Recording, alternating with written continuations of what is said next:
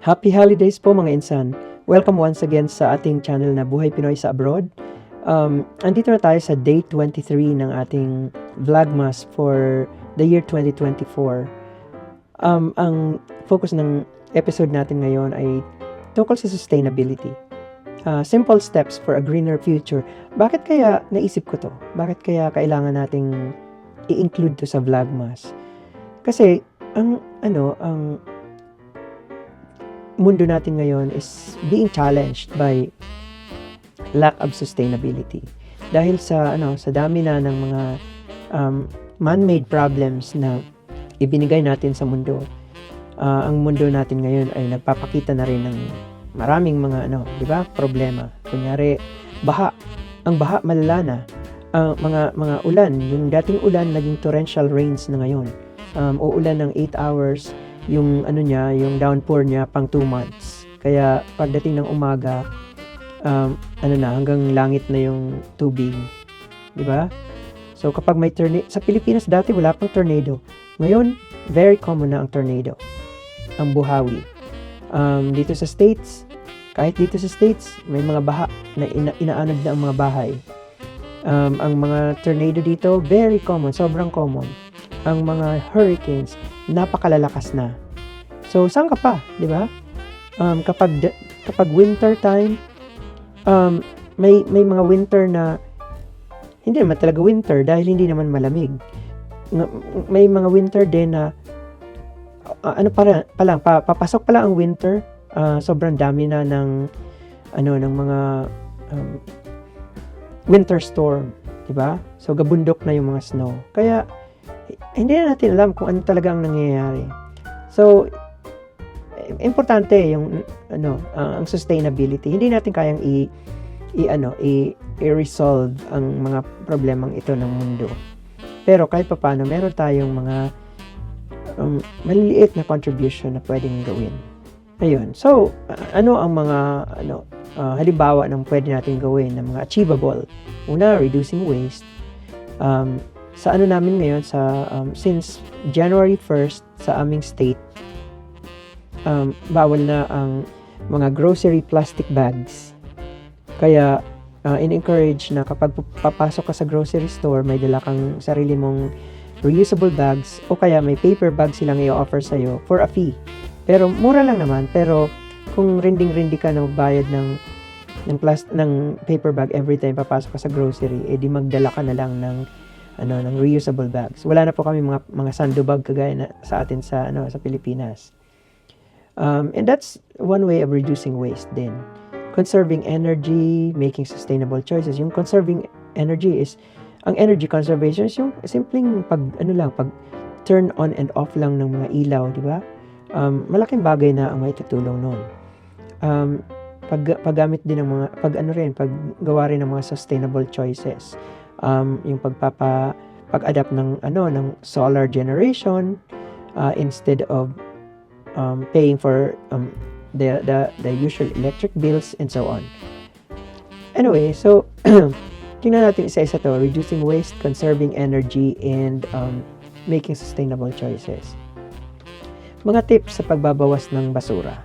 So una-una, i-consider natin gumamit ng mga reusable bags, mga containers at mga water bottles. Halimbawa, yung mga galon-galong water bottles na ganyan, baka naman pwedeng gawing baka naman pwedeng tamnan ng halaman, di ba? O kaya gamitin sa ibang bagay other than itatapon na lang. Kasi kung itatapon natin yun, marami kayong tao ang nagtatapon ng ganon. So, pag naipon yun, gabundok na plastic yun. And they are hindi sila matutunaw at least for the next 200 years, sabi ng mga scientists. Pangalawa, mag-compost ng mga nabubulok na basura. Ano naman ang role ng compost? Ang compost, fertilizer yan, natural fertilizer. Diba? Iwasan ang single-use plastics. Mag-recycle. Importante rin yun. At mag-repair ng mga gamit kaysa itapon. Diba? Tayong mga Pilipino, masinop tayo dyan. Pero alam nyo ba, sa ibang bansa, o dito rin sa States, ay nako, ang mga Amerikano, ang hilig nilang magtapon ng mga simpleng bagay. May scratch lang ang TV nila. Itatapon na yan. Bibili sila ng bago. Ang importante dito is magkaroon tayo ng ng initiative, sarili nating initiative na mag-reduce ng waste. Ano kaya naisip ko nga, ano kaya kung i-challenge ang lahat ng tao na di ba? Magkaroon ng walang basura challenge sa loob ng 1 linggo. Possible kaya 'yun? O baka umiyak na ang mga tao dahil love na love nilang gumawa ng basura. Ang isa pang topic na gusto nating tingnan is energy conservation. So ang mga tips naman nito sa pagtitipid ng energy ay una-una patayin ang ilaw at mga appliances kapag hindi naman ginagamit. Ayun, gumamit ng mga energy efficient appliances at light bulbs. Nowadays, meron ng tinatawag na mga smart lamps o mga smart devices na sila na ang bahala. Tinitingnan ko ang oras, tumingala ako sa relo dahil pag inabot ako dito ng 12:00 ng hating gabi, itong ilaw ko ngayon na nagpapaliwanag sa camera ko, smart lamp yan. Pag inabot ako ng 12 midnight, bigla na lang mag-turn off yan nang walang pasabi. Ayun. Ang isa pa is mag-unplug ng mga chargers kapag hindi ginagamit, di ba? Importante rin 'yon. Lalo sa Pilipinas, ang napaka-common ng sunog. So, hindi lang energy conservation ang isipin natin. Sunog din, di ba?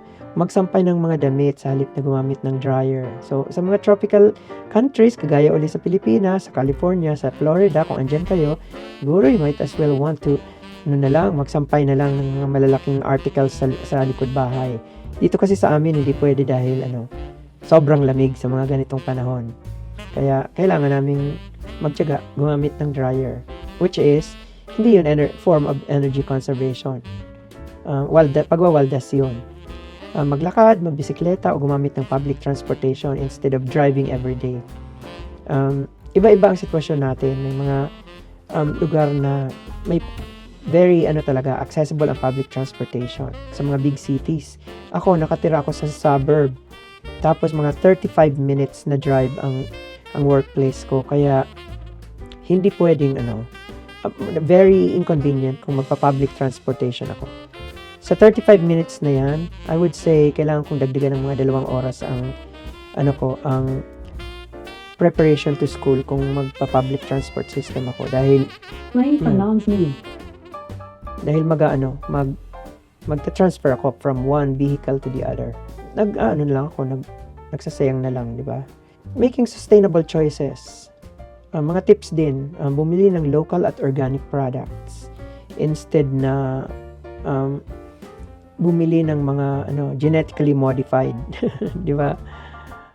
Suportahan ang mga sustainable businesses, yung mga businesses na sabi talaga nila ang mga itlog namin gawa talaga ito ng mga real hens na hindi caged, o kaya ang mga gulay nila ay kulang sa mga chemicals. Yan yung mga dapat nating suportahan.